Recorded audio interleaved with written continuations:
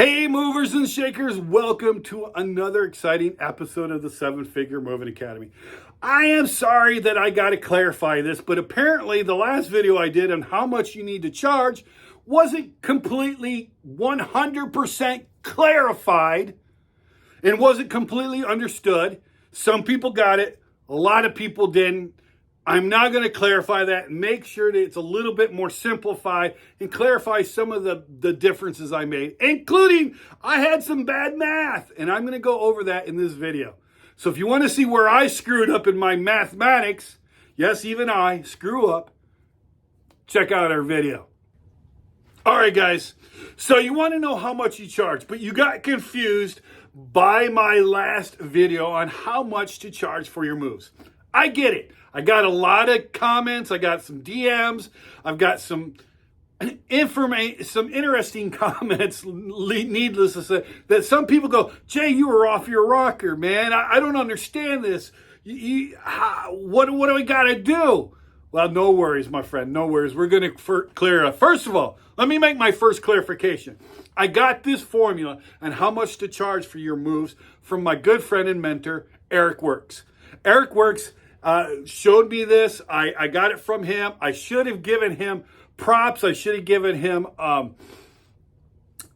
credit for this. I did not. So I apologize. So my first clarification is I am now officially calling this the Wirks formula. So if you want to use this formula to figure out how much you should charge for your moves, we're going to use the Wirks formula. So let's get into it. All right, so let's clarify this a little bit more.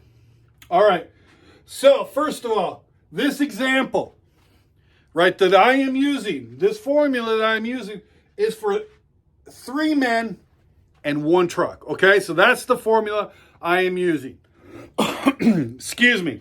So with that said, we now know that the formula that I'm using, the mathematical equations I'm using for 3 men and truck. However, this does work for 4 guys, 3 guys, whatever, right? You might have to make some slight adjustments. I'll show you where to make those adjustments. And if you're using an extra truck, you need to figure out in this how to increase with an extra truck, as this does not cover extra trucks necessarily. Excuse me again. So be aware of that. All right, so first of all, let's get into it, right? So first of all, as I said in my last video, right, your payroll should only be 30 to 40% of your hourly figure. Ideally, you want to get it down to like the 30% mark and no more than the 40% mark. So, so you got 30, 35, 40, right? For this example, we are using the ideal scene. However, your income is going to be predicated based on this. All right, does that make sense? Good. So, just know that. Now, if your payroll is 40% of your hourly figure, you're going to use this, and that's going to teach you how to use it. If you are at 40%, your payroll's at 40%. You want to bring it down to its 30%. So you're going to have to make some adjustments to bring it down there as best as you can, right? That's your ideal goal, is to get around 30%. If you can even get lower than that, like 25%, which would be astronomical, like I don't know anybody that has done this, but if you can get close to that, congratulations. Tell me in the comments how you did it, right? This does not include the formula does not include labor only. For labor only, you don't have to do as much. You can actually increase your payroll between 40 and 50% to still be profitable. All right. So that's for labor only, right? Different objective here, but you could do it from 40 to 50. All right. So let's go to the figure. TP is total payroll. Total payroll for that job. In this case, we have 3 people. Between the 3 people, it comes out to $45. We'll go into that later. But for this example, we're saying it's for 3 people adds up to $45. Now, whatever your payroll is what you're going to use. Now, that payroll does not include any taxes or anything like that. We'll go over that in a second. That'll be another clarification. So in this thing, so it's just the total hourly pay, base pay that you pay your guys. So if you pay your guys 10, 11, 12, that's what we're going to use, and that's what you're going to add up into this figure. So it's tail payroll divided by the percentage that you of your payroll per hour. So that's what this says. So this is your hourly percentage. Make sense? Did I say it right? If I didn't, leave me a comment. I'd like to hear from you. I want to make sure you guys understand that. Then you're going to add your percentage to and this is your insurance percentage, right? So what does that include? That includes workman's comp, Social Security, right? Things like that. So that is going to go into that figure. All of that goes into that figure. Workman's comp, your Social Security, all the taxes that you have to pay are going into that. Right there. All of them. So you got to figure out what that percentage. In this example, we're using 15%. All right? When you go, you're going to go this formula right here. So once you go total payroll divided by percentage plus the interest percentage equals your hourly charge. All right? So now that we got that, let's do the actual example. In this example, our hourly charge is $45 for 3 guys. 3 guys divided by 0.3, right? That equals 150 here. And then we're going to add 15%, and that comes out to 172. 172. That's what that comes out to. Now, you go, Jay, that's really high. For 3 guys in a truck, that's actually not high, especially in this economic climate that we currently have. So, however, what you got to understand is, and I said this before in the last video, in the marketing jargon, we want our figures to end in either a 7 or a 9. Okay? Psychologically, that seems to work best.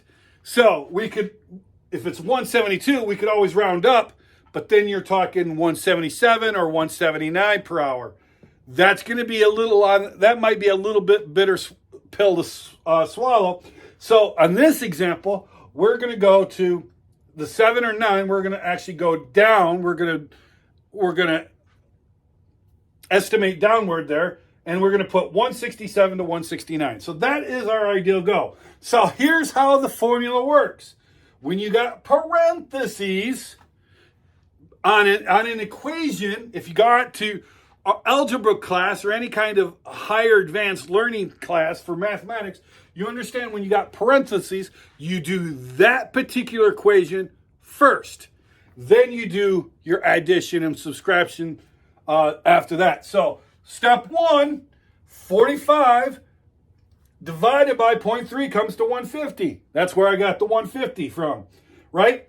Step 2 is now we're going to take that figure of 150, right? And we're going to add our insurance percentage, which is in this case 0.15%. So 150 plus 15% comes out to 172. We round down so that it ends in a 7 or 9, becomes 167 to 169. That is how you use this Wirks formula. Hopefully this clarified this a little bit. Some people were getting confused on how to actually do this. They didn't realize that the parentheses is a mathematical way of saying you do that first, then you do this. Right? So that's why step 1, this. Step 2, the total of this plus that. All right? And that's how this mathematical equation works. Now, I do need to let you know I was called out because in the last video, I actually had this total right here wrong. Right? I said it was 159 or 156 point something or other. I did my math wrong. And those of you that pointed out that my math was incorrect, you're absolutely correct. I was wrong. I'm saying it now. You were right to call me out on it, and I appreciate you doing so. Thank you so much.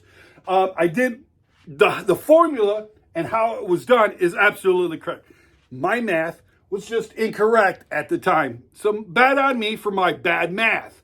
However, the formula still stays the same. It still is this formula. So using this formula will get you your hourly charge. All right. Now, what happens if you only got 2 guys in a truck? Well, then your total hours will be for 2 guys. So then let's say they're getting paid, one is getting paid $14 and one is getting paid $15.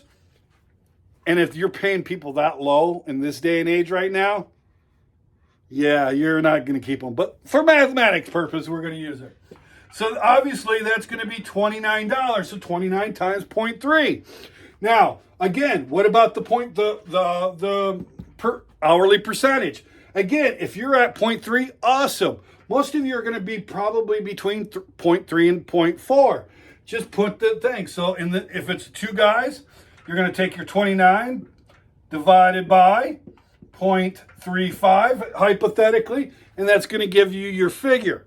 Then that's also going to adjust this figure too. So you're going to have to figure out what is your average percentage over all the long distance between each of those jobs. And if you don't know that figure, get with your CPA or your accountant and get that figure, right? That's my next clarification. Get that figure from your CPA or accountant.